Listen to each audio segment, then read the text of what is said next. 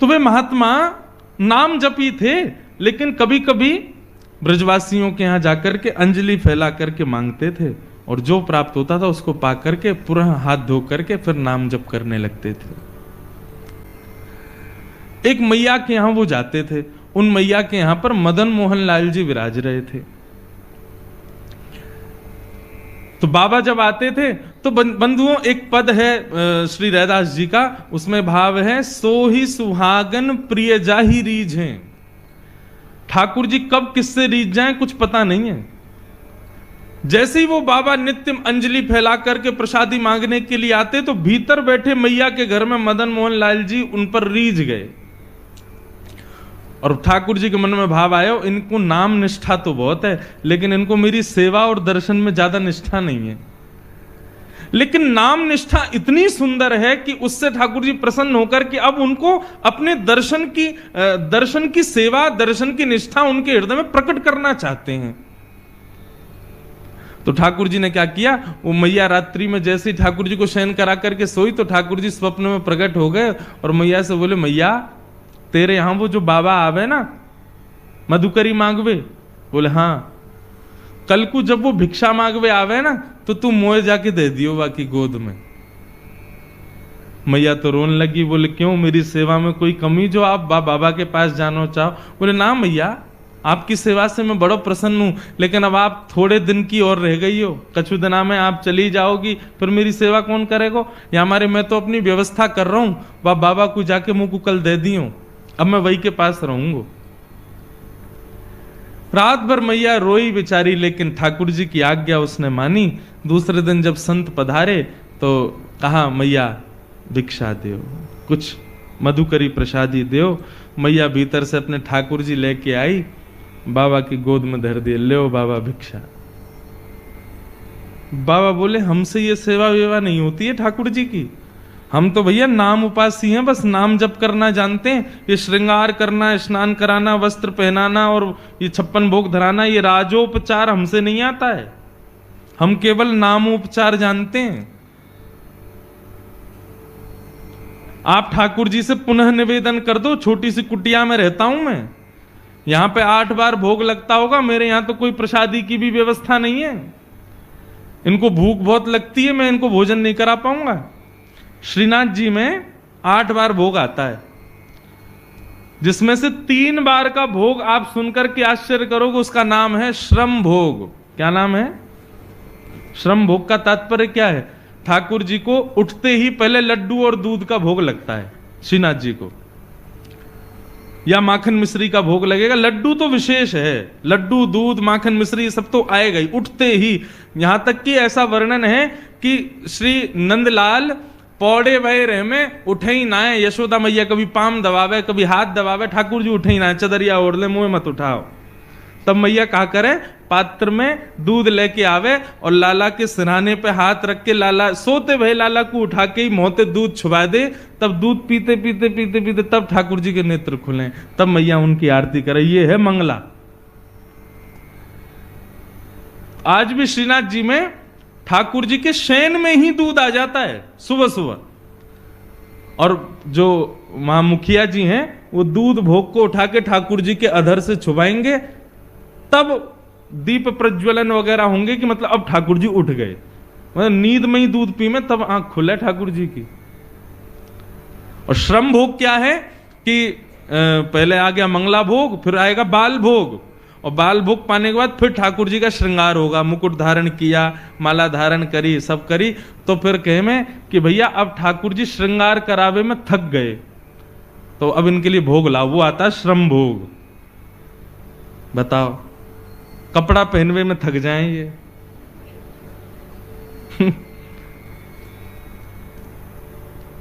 दोपहर में राजभोग के बाद जब ठाकुर जी के मुकुट वुकुट सब बढ़ा दिए जाते हैं, उसमें भी इनको श्रम होता है, फिर श्रम भोग आता है।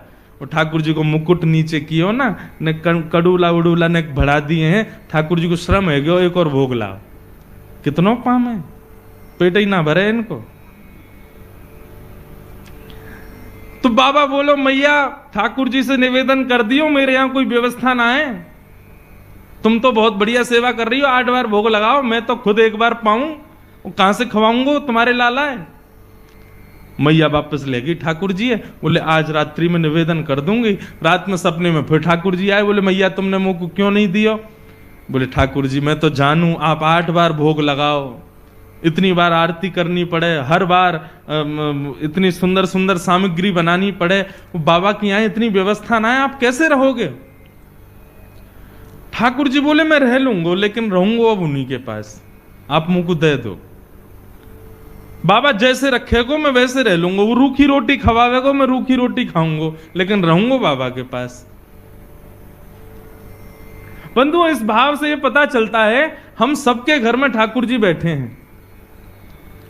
कितनी कृपा है ठाकुर जी की। हम बच्चों को भोजन परोसते हैं तो बच्चे नाक मुंह मोड़ ले, मैया में नमक कम है, इसमें नींबू नहीं है, ये नहीं है, वो नहीं है। ठाकुर जी को जैसा दे दो वैसा पा लेते हैं। कई बार खीर पधरा देते हैं ठाकुर जी को, भोग लग जाती है, जब हम पाने बैठते हैं तब पता चलता है इसमें तो शक्कर ही नहीं थी, और ठाकुर जी पा लिए। कभी शिकायत नहीं करते, जैसा दे दो वैसा स्वीकार है।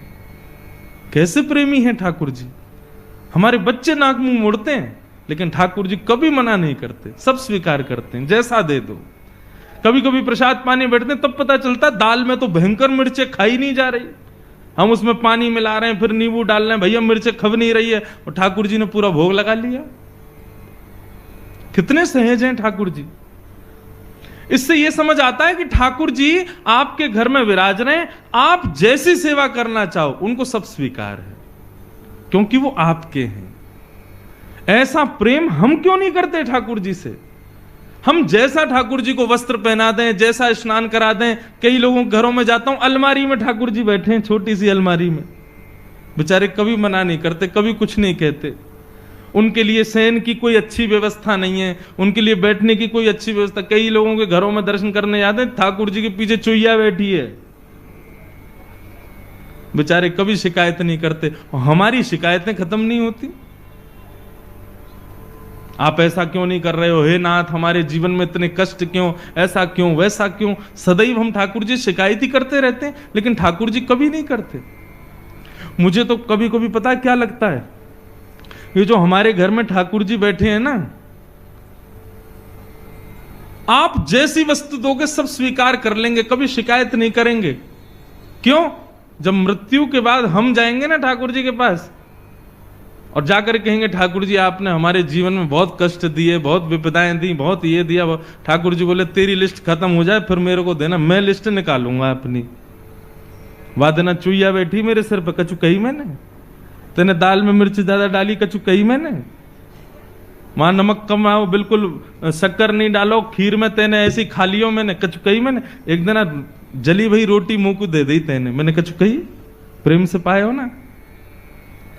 तुम सबरो परिवार 3 दिन के लिए ब्याह में चले गए, मुंह को घर में छोड़ गए अकेले, कछु कही मैंने।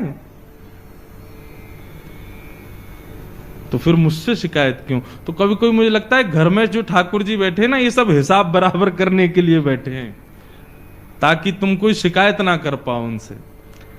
तो मैया ने बाबा से कही, बाबा वो ठाकुर जी बाबा के यहां कोई व्यवस्था नहीं है। ठाकुर जी बोले मैं रहूंगा वही के पास, चाहे कोई व्यवस्था ना हो। बाबा रूखी रोटी खवावेगा मैं वही से रह लूंगा, लेकिन अब वही के पास रहूंगा। बड़े महल में रहते हैं ठाकुर जी, मदन मोहन लाल जी, परंतु उस महल को छोड़ करके उस बाबा की कुटिया में आ गए। बाबा ले आए, मैया ने कही बाबा आप जैसे रखोगे रहेंगे, आपके पास ही रहेंगे। ठीक है, हम तो एक बार भोग लगाएंगे बस। बोले सब स्वीकार है, आप जैसे दोगे वैसे स्वीकार है, हमारे ठाकुर जी को ले जाओ। बाबा ले आए, घर में लाए, तो अब तो मधुकरी तो भोग लगाएंगे नहीं ठाकुर जी के लिए, तो बढ़िया आटा दाल चावल सब आएगा। लेकिन बाबा बोले भाई दाल चावल वगैरह हमसे बनाने आते नहीं, आटा ले आओ, भाई को बढ़िया टिक्कर बनाएंगे, ठाकुर जी को भोग लगाएंगे। मैया के यहाँ गए, मैया थोड़ा सा आटा दे दो। आटो लाए, आटे में यमुना जल मिलायो, मार के बढ़िया एक टिक्कर बना के कंडा पे सेक करके और ठाकुर जी के सामने पत्तल में पधरा दिए। बोले लाल जी 56 भोग खूब पाए, अब ये रूखी रोटी पाओ। बड़ी जिद करके आए हो, बड़े लड़ झगड़ के आए हो, अब रहो ऐसे ही।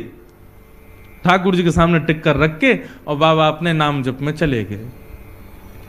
नाम जप करते रहे, 2-3 दिन तक ठाकुर जी टिक्कर पाते रहे।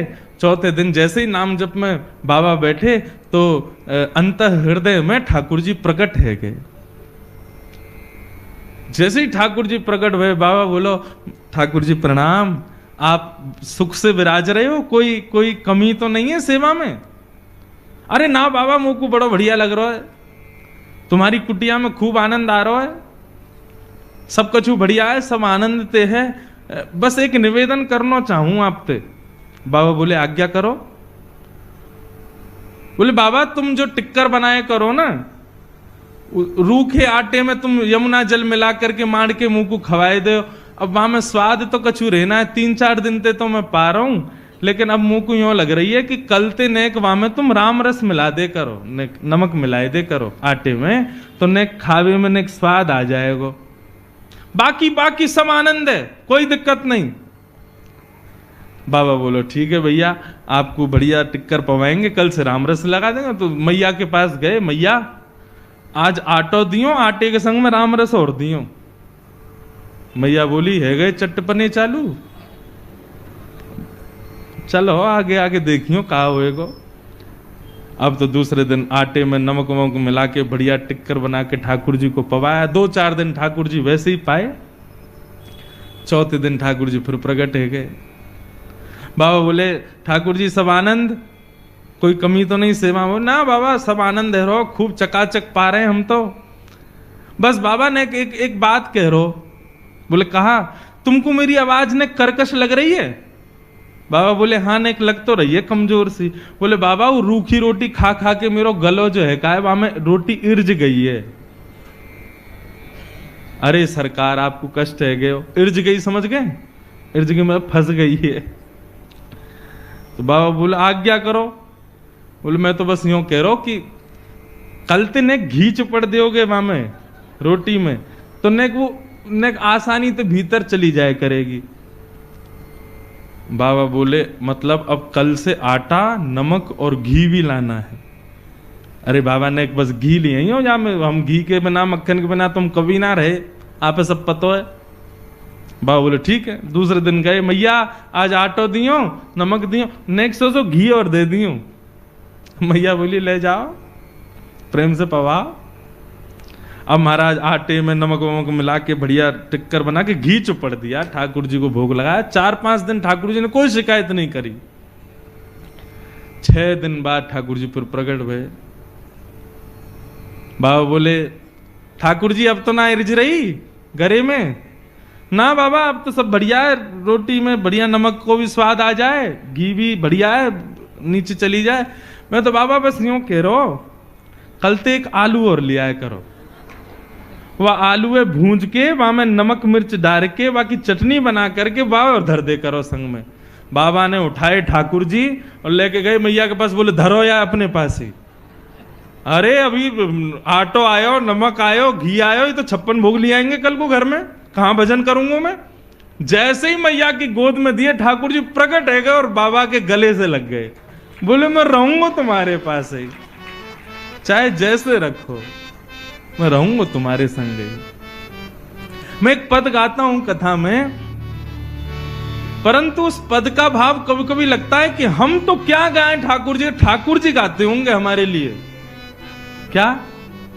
जहां ले चलोगे वहीं मैं चलूंगा, जहां ले चलोगे वहीं मैं चलूंगा। ओ जहां नाथ रख दोगे, जहां नाथ रख दोगे, जहां नाथ रख दोगे, जहां नाथ रख दोगे वहीं मैं रहूंगा। जहां ले चलोगे वहीं मैं चलूंगा, जहां ले चलोगे वहीं मैं चलूंगा। अब हमारी स्थिति क्या है पता है? हम लोग केवल कहते हैं लेकिन इस बात को स्वीकार नहीं कर पाते। ठाकुर जी यदि कल को एक चीज भी यदि हमसे अव्यवस्थित करके दे दें, हमसे स्वीकार नहीं होगी। लेकिन ठाकुर जी हमारे द्वारा दी गई हर प्रकार की सेवा को स्वीकार करते हैं, कभी कोई शिकायत नहीं करते। जैसा प्रेम ठाकुर जी हमसे करते हैं, हम वैसा उनसे कब कर पाएंगे? हम भी ऐसे ही हो जाएं। न कोई शिकायत नहीं कोई अर्जी, कर लो करा लो प्रभु जो है तेरी मर्जी। न कोई शिकायत नहीं कोई अर्जी, कर लो करा लो जो है तेरी मर्जी। ओ न कोई शिकायत न कोई अर्जी, कर लो करा लो प्रभु जो है तेरी मर्जी। न कोई शिकायत नहीं कोई अर्जी, कर लो करा लो जो है तेरी मर्जी।